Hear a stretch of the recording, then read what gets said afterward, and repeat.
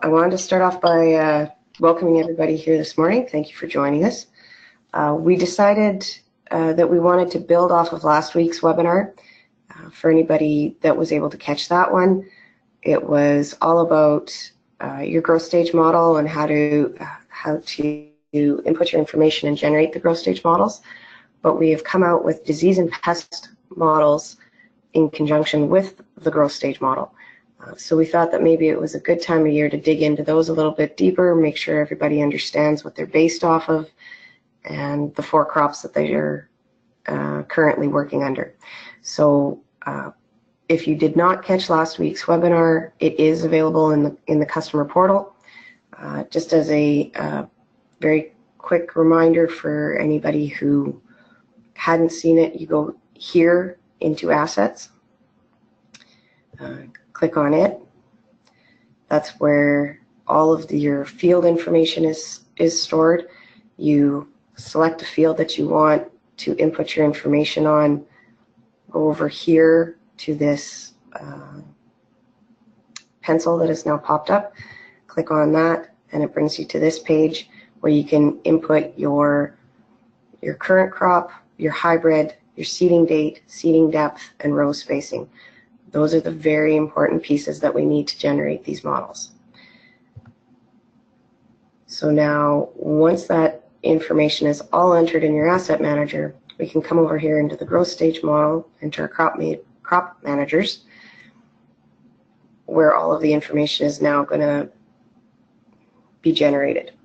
So, just to start with, I'll walk you through the corn models. So once you click on the corn manager, or wheat, sorry, once you click on wheat manager, it brings you into this page. Now, we have already gone in and run each of these models. So when you click on the field, it generates this growth stage model on top, but it also creates a midge emergence warning level, as well as a fusarium head blight. So what I'd like to say about our models in general is that these models don't actually replace scouting, but they're just to indicate the timing, that the timing and conditions are conducive to the onset of the disease or pest and to make you more efficient in your scouting. So just to be a little bit more clear on that, these models are based on if the environmental factors are present, and they don't account for pest or spore tracking, but they do assume that they're present. So our models are to indicate when emergence of the bugs or the correct conditions have been hit to cause risk levels. We're accurate 48 hours out because of our growing degree day predictions from our weather systems. So we use the actual data from the weather stations on your farm that are within 2 kilometers of the field to build these models. Anything over the 2 kilometer distance, we work off of an interpolation of the closest stations available. So to get into each of the different models, our midge model, which is indicated here, is saying on this current field that we're getting into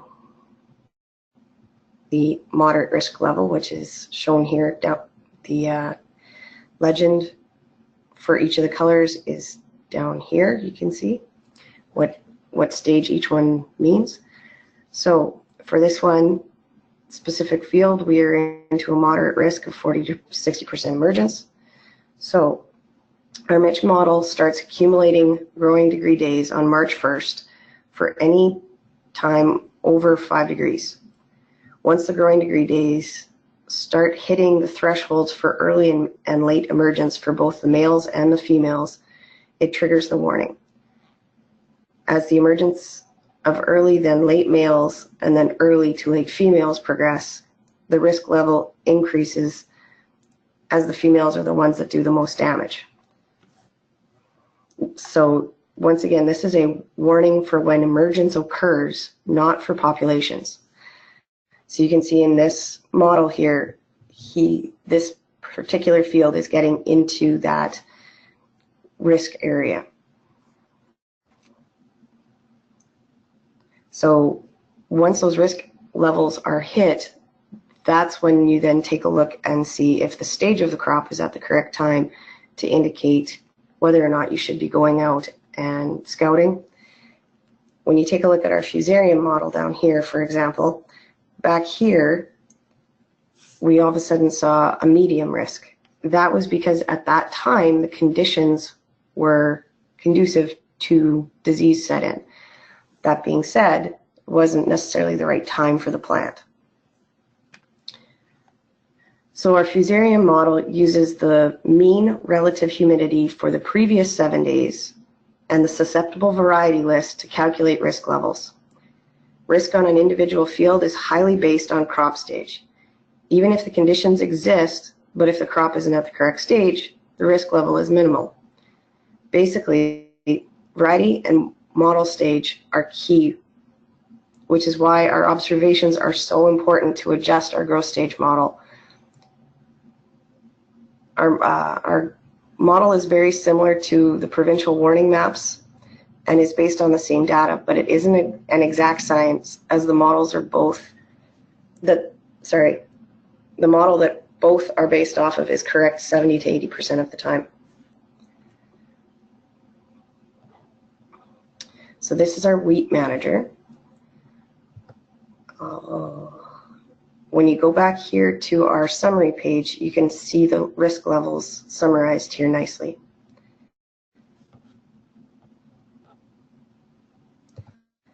The next one I'm going to walk you through is our canola model.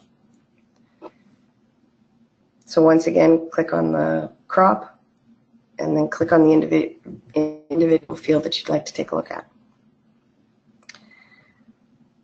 So when it comes to canola, sclerotinia is the disease.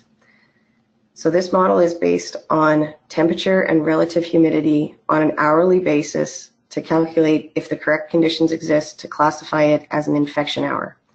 If 12 moderate and 23 high to severe hours occur, continuous and cumulative hours of infection occur, this model will trigger. It starts calculating 14 days prior to the projected flowering and goes on to 14 days after the projected early flowering. History of sclerotinia being present is important. If the spores aren't present, neither is the disease. This model uses the hourly forecast to predict if conditions will exist over the next 48 hours. So you can see here's a time frame and here's a time frame where there was the correct combination of temperature and relative humidity for the disease to have set in. That being said, it's not the correct time of the plant, so it was not a very elevated issue. As we get in through here, this is when we need to start taking a look at the timing for spraying.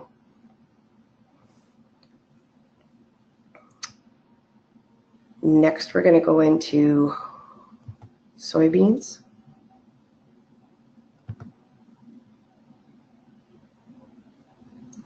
And as you can see, on each of these crop managers, we have the listing of the different potential diseases and pests listed on the end.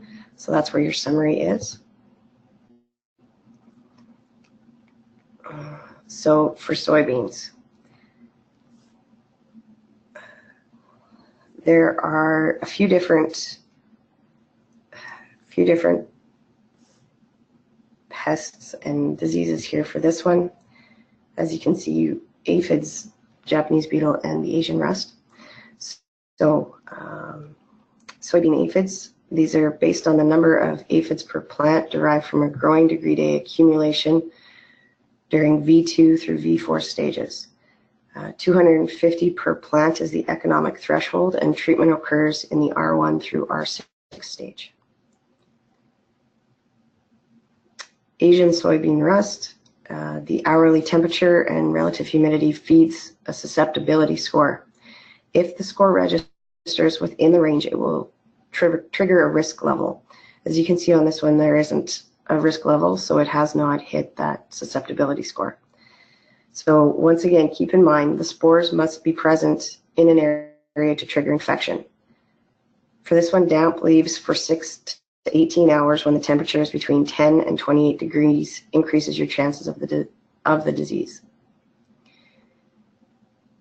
Japanese beetle, it's based on growing degree days hitting 920 at a minimum, and then the stage being between V1 and R7, indicating a low risk trigger.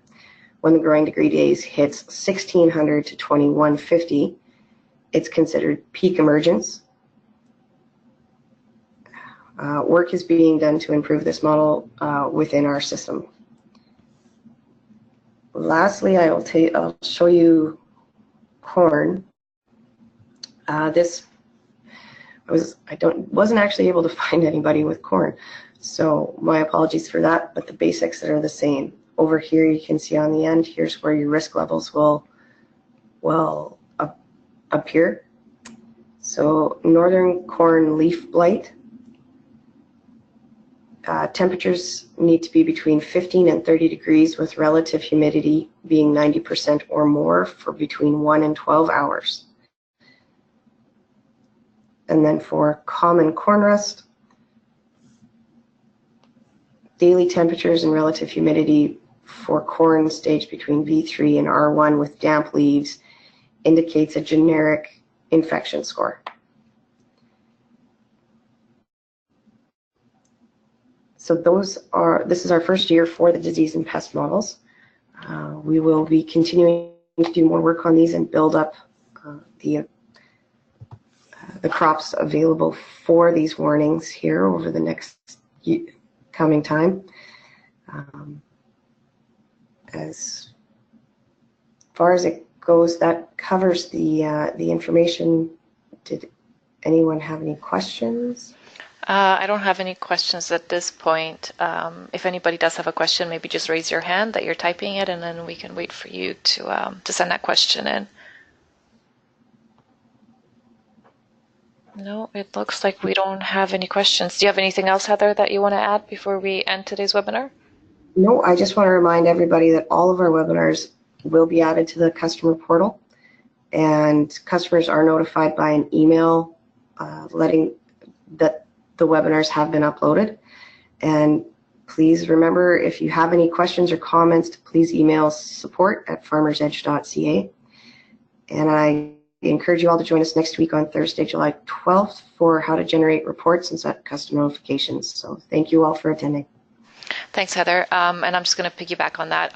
In the PowerPoint presentation that we showed at the very beginning, there was an error saying that our next webinar will be Thursday, July 11th. That's actually Thursday, July 12th. So just like Heather said, we will be having another one, but it's on the 12th, not on the 11th.